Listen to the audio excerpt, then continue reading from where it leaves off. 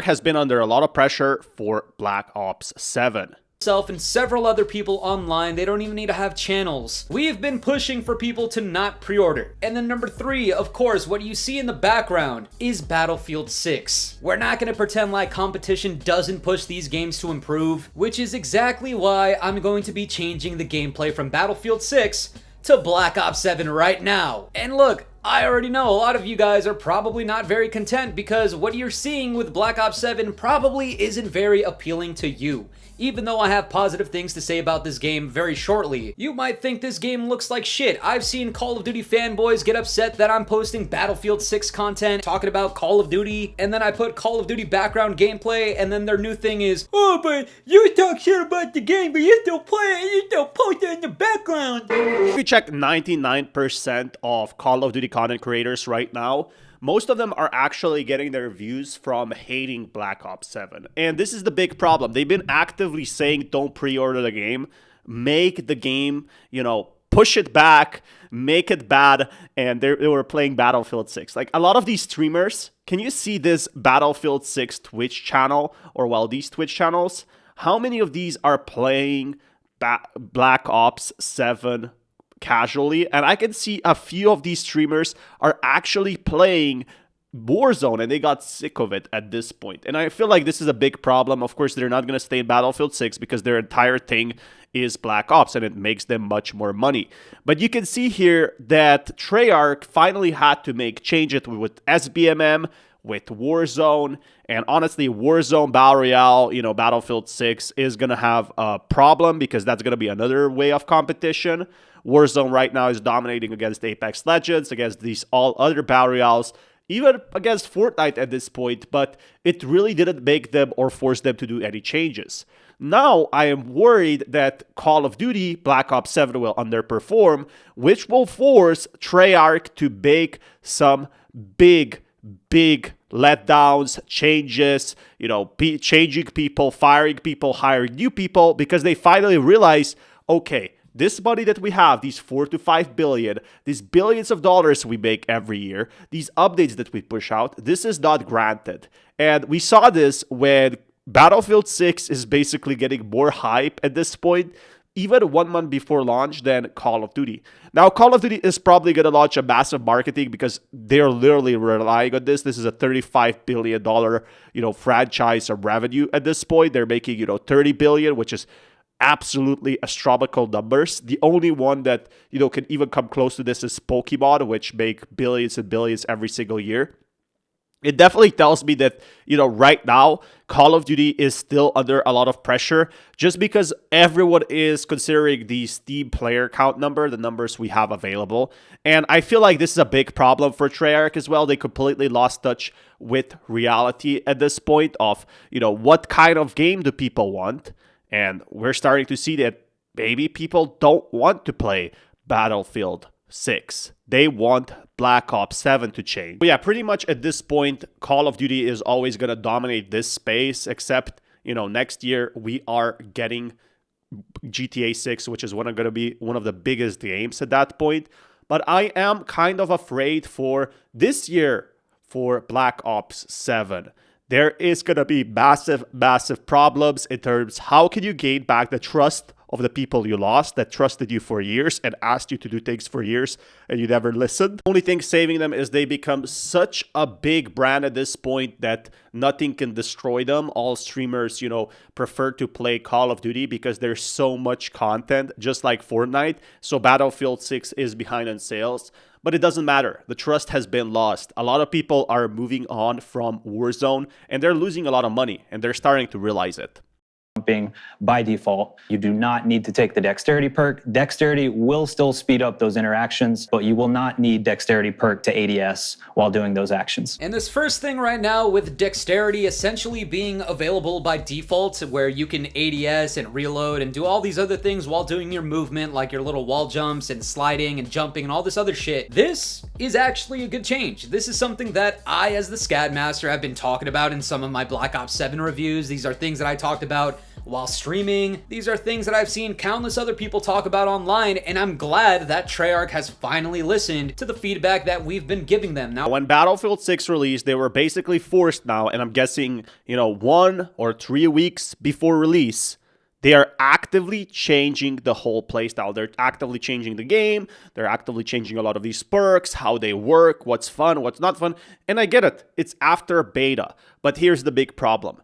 Treyarch now realizes that they are going to have to make the game much more fun, because Battlefield 6, yeah, it is pretty fun. It's awesome. It's missing some things, but they are also realizing people are just getting bored of the same old rise and grind that we got in Black Ops 6. So people, after 1 week, they're already maxed out their weapons. They have great camos. They have everything. And I feel this is where the problem begins, right? A lot of people are completely done with Call of Duty, and they're never going back because of how boring it is. Now, 10 years ago, it was way more fun to play because you didn't have SBMM and you didn't have pro players playing in multiplayer lobbies or Warzone. Warzone has a lot of older generation from 2020 that have been playing for 5 years. And when you're playing against someone who has been playing for 5 years and you're a new player, you're obviously going to quit.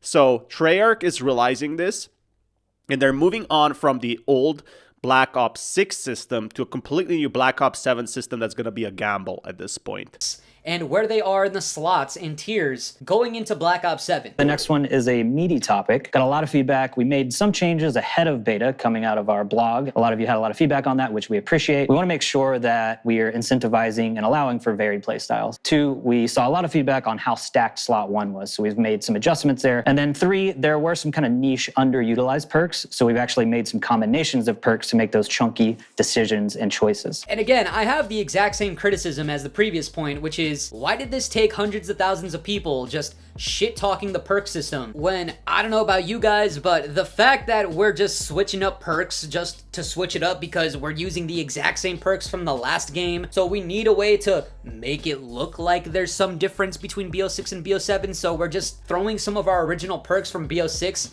into different slots for BO7, which didn't mesh well whatsoever. Some of these tier classes were just abundantly overpowered as fuck. Some of them were literally useless. Again, it just seems like a lack of common sense, and I'm not sure if this speaks to the originality of the game, but the fact that this was somehow like a highlighted point that was different between BO6 and BO7 just didn't make any fucking sense to begin with. But with that being said, the fact that they went ahead and not only switched around some of the perks, but even combined perks was... Oh yeah, I'm afraid that a lot of Black Ops 7 content is going to be reused from Black Ops 6, which is just lazy at this point.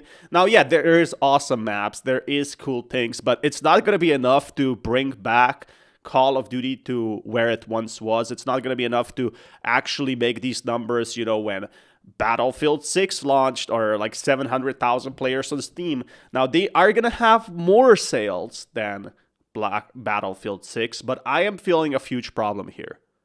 Black Ops 7 is never going to beat out the previous Black Ops games, in my opinion, because, it's 1 month before release and we are getting zero hype out of it. Nobody have I seen talking about it, and this is what really, really scares me. Like, literally, the dev reviews, the dev update videos have only about 15,000 views on YouTube and maybe 200,000 impressions on Twitter, which if you ever watch trailers, that is very low.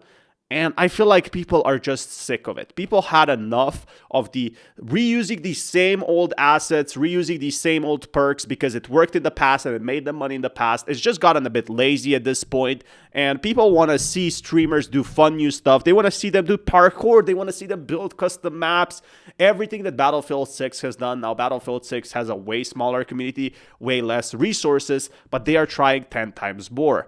And they're just taking this year community for granted, like, oh, it's fine, this game is going to be big and all that. But what we're seeing right now is that Call of Duty is just preparing for next year's launch, which is, Modern Warfare 4. Modern Warfare 4, one of the biggest franchises. Amazing. But it's simply not enough. Blackout. Wow, we're getting a new extraction shooter. Amazing. When is it coming? 2026. They're preparing and pushing back this year to the next year because next year GTA 6 is releasing and it's going to be one of the biggest games out there.